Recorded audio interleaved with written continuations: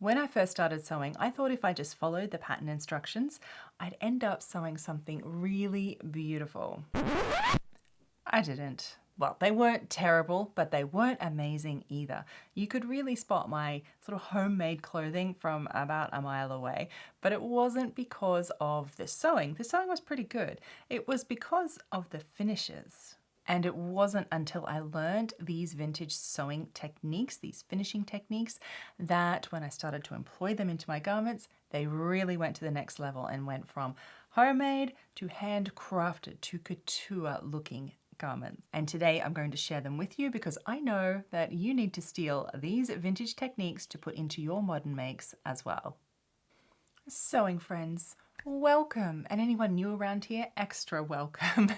We talk lots about sewing garments and really sewing quality garments. This particular topic of mine about what vintage techniques really we can use for our modern makes and putting it all into one video like this came about from a one-to-one call I was having with one of my students at my online sewing school, where she asked me about what sewing techniques I use in my garments and if overlocking was vintage and these kinds of things.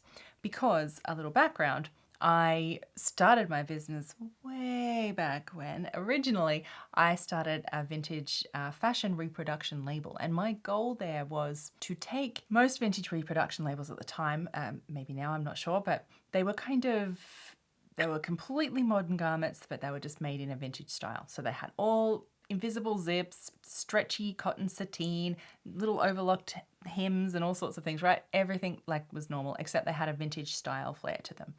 What I wanted, because I was wearing real vintage, I wanted that garment to look and feel just as special as a real vintage garment did.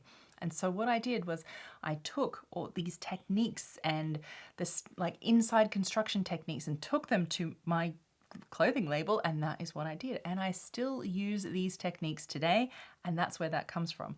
That was my vintage fashion house, and what I do now is when I started teaching it all is my vintage sewing school. So it's not about vintage clothes that I teach how to sew, it's about these vintage techniques. So these ways of sewing that are actually easier than mass-produced clothing for us to replicate at home and really take your garment to absolute next level. When you peek inside, you go, rather than, it's that difference that makes it, for me, I know it's just oh so more special to wear when it feels amazing and everything looks just perfect in it. And so these techniques, you can absolutely steal for your own modern makes. This is not about replicating vintage stuff and making it look old. This is about taking timeless techniques and using them. This is what the fashion houses still use today. If you go to a high-end store, they will be using these techniques. You look at couture, they'll be using these techniques, and you can use them too. Our first one is deep hand-finished hems. So what this looked like, I saw this time and time again on vintage garments, is this really wide, 2 inches, 5 centimeters hem allowances, and it was just almost on every garment.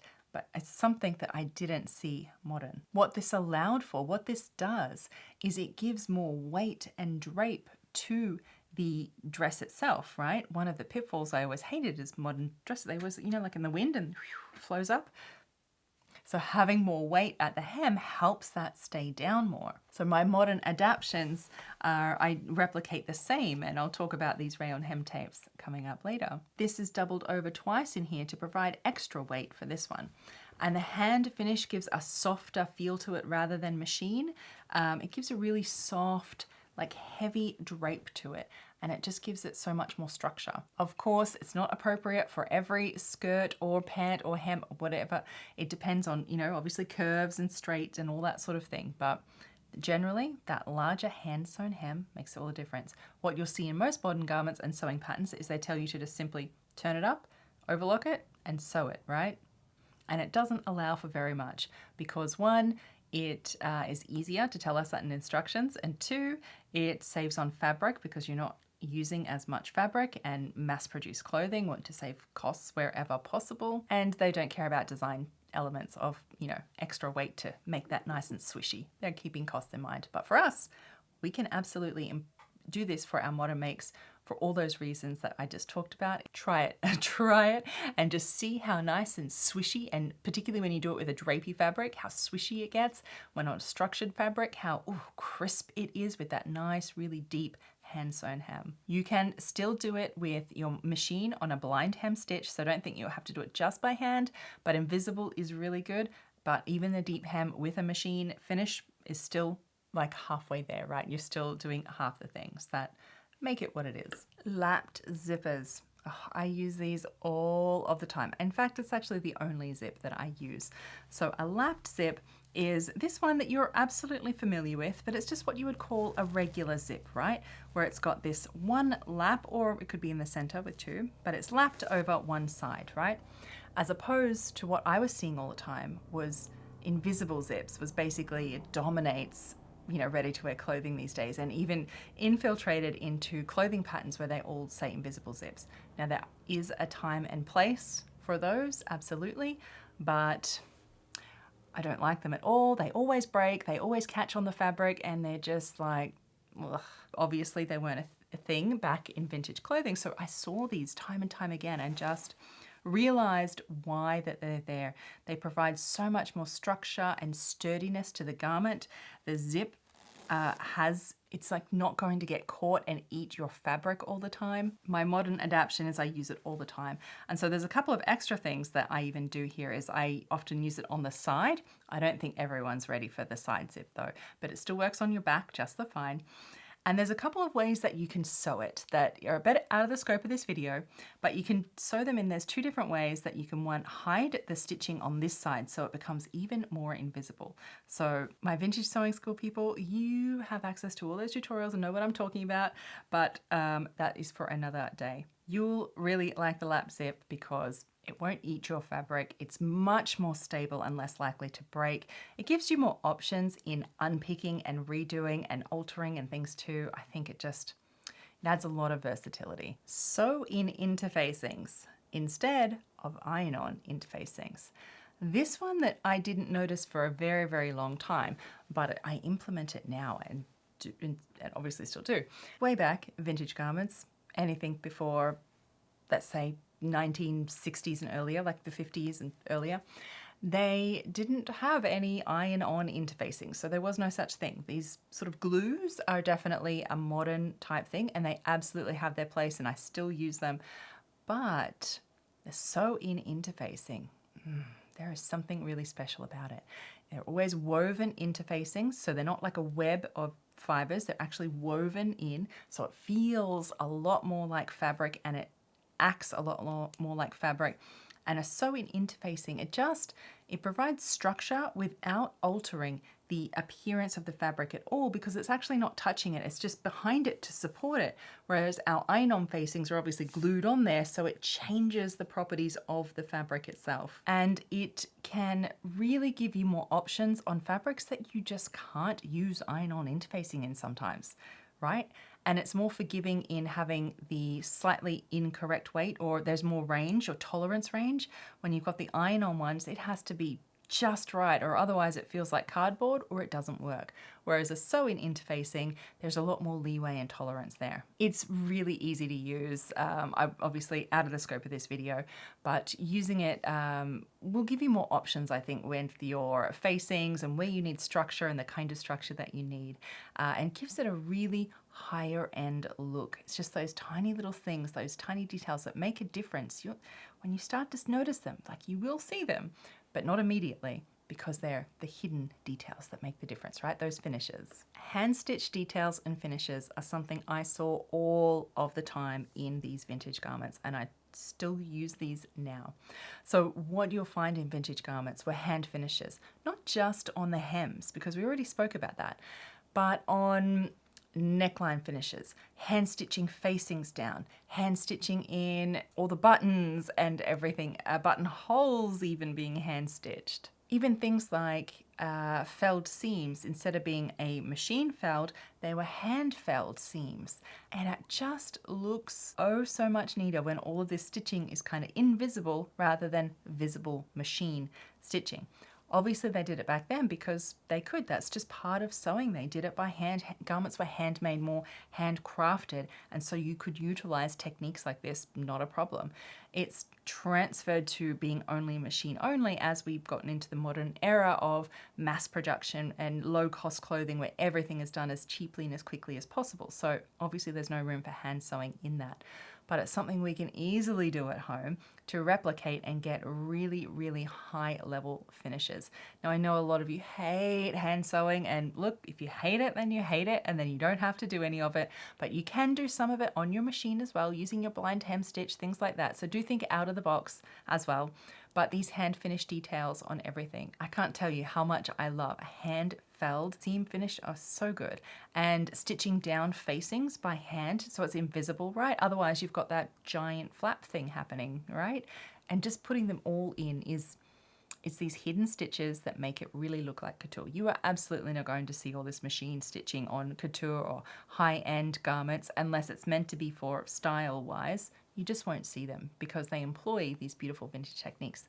It is so easy for you to do at home. It is not difficult, and if you're worried about the thread nesting and getting tangling and how to do it all the time, my biggest tip for this is beeswax. You just run it through your thread before you put it in your needle, run it through twice, sort of wipe it off. It stops it from tangling and yeah, so beeswax. Bias facings is something I learnt from the get-go from vintage garments. I had never seen or heard of it. I probably saw it but didn't know I saw it until I looked into vintage garments and said, what is that? It was a facing, but it was like a little strip of fabric, and you know, as I looked at it, I realized it's on the bias, of course. So wow, they've used a little bias tape as facing. This is amazing. Saves you from having a big shaped facing that always flaps out everywhere. You know what they look like, and different areas. And instead of lining and this sort of thing, you could just have this beautiful little, it always looks so neat and tidy, a bias tape used as a facing instead of a shaped facing, instead of linings and hemming it even, you can use it. It's just so nice. It provides, why you'll like it is it provides a beautiful, more structure than just turning over something and sewing it, say, instead of hemming it. Having that bias strip adds a tiny bit more structure there. It, you know, negates the need for having a big shaped facing that, you know, just flaps around a lot. It's really easy to use, so you can even make your own bias tape to have it in contrast or make it exactly the same fabric so it matches exactly. I like doing both. And a bonus, hand finishing that bias facing, even better. That's combining two of them. Now the bias facing is probably something that you've seen in modern garments because they do use it. It's something that they have picked up. It's always machine sewn, of course, but the reasons they've sort of used it is a way of finishing it with machine. They can do it instead of hand finishing something, like doing something else. And the actual shaped facings, like big facings, are just not in fashion anymore. No one really likes them. I don't think they sell on the rack. So they use a bias facing instead, and it uses less fabric, so therefore less cost as well. But often instead of a bias facing, they'll use a bias binding because they can do it in one pass in the machine. The binding is sewn rather than several passes to do a facing. So where on garments you see a bias binding, it's more than likely you'll probably be able to substitute it for a bias facing, which will be more hidden, discreet, and all of those things equal a higher end, a higher class looking garment. I love to use this on necklines, especially armholes, sometimes even hems. It's just great. All of these sewing techniques are finishes that you can choose. So I want to stress this a lot in that just because your pattern says to do your zipper this way, or to do your hem that way, or to do your seam that way, you can choose to do something different. And this is the crucial point where you start just like not following instructions, but you start designing and creating your own custom garments that are uniquely you, just what you want, right? And that you really love. So it is all in the planning. The better you plan your sewing projects and you plan ahead for these things, you can then implement them into your sewing part down the track. But you need to first make a plan, and organize it so that you can get the right equipment, have the right hem allowances and the right seam allowances, and cut out your garment correctly with all of those sewing techniques in mind. And of course, you need to write up your, an order of construction so you don't miss any steps along the way, because when you start choosing these new sewing techniques, your sewing pattern instructions won't have instructions for them, so you need to know them yourself, or how to mush them together. And that's a skill that you just keep getting better and better and better at. Lucky for you if you're super interested and into it and you're just like, show me more. I am doing absolutely that right now. Starting the 1st of October, I'm starting a new workshop in Vintage Sewing School that is just about this. We are going to design a skirt. That is what it's called. It'll be over 8 weeks, and we do all of these steps so you can learn how to implement these into your sewing process and not design it and make custom decisions on different sewing techniques, taking all of these and implementing, and then how to actually sew all of these things, those zipper things I told you about before, how to do all of those over the 8 weeks. So we start 1st of October. I would be so honored to have you in there and help you through this, because when you start being able to do this, that is why I started sewing, and that's why I do what I do, because I know that you want to be able to sew the things that you have in your head too. And this is how you do it, is by choosing and planning your own stuff. It starts with making a plan to be able to choose those. So I put some links down in the description box below for you how to join. I look forward to having you in class so much. Okay, but I have 2 bonus ones for you, and you might have noticed them along the way. I know you're going to ask in the comments, what is that shiny tape that's on the waist and the hem of those garments there? That is a rayon hem tape. And so you can still buy it, and I use it almost on every garment. And I also cover my waist seams with it and my hems, because it just looks nice. It makes it feel like vintage. I like it. It just covering up any messy seams is always a win on my thoughts. And so it also adds that nice little contrast that's what you noticed, and just looks good. So you can get that too.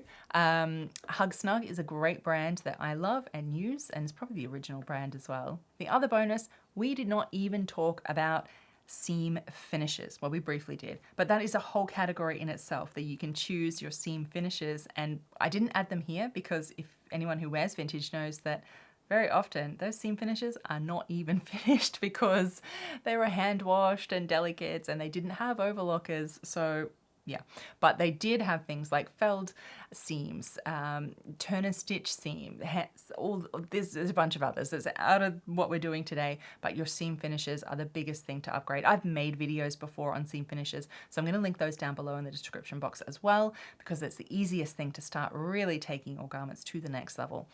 It's not about making it more difficult or complicated or doing everything by hand. It's about choosing what you want. So you can steal these modern vintage techniques, as we said, not for vintage clothing at all. It's that these are actually what are still used in high-end couture, in high street labels that make it amazing. And it's these little details that do the easiest for us to replicate at home in our own sewing rooms. Thankfully, we got one thing going, right? So hit the see more, the description box down below for links how to join me in Vintage Sewing School for that workshop, because you do not want to miss out on that, I promise you. And let me know in the comments, which one of these are you going to use? Which one excites you the most? I would love to hear it down below. Until next time, my sewing friends, happy sewing. Bye.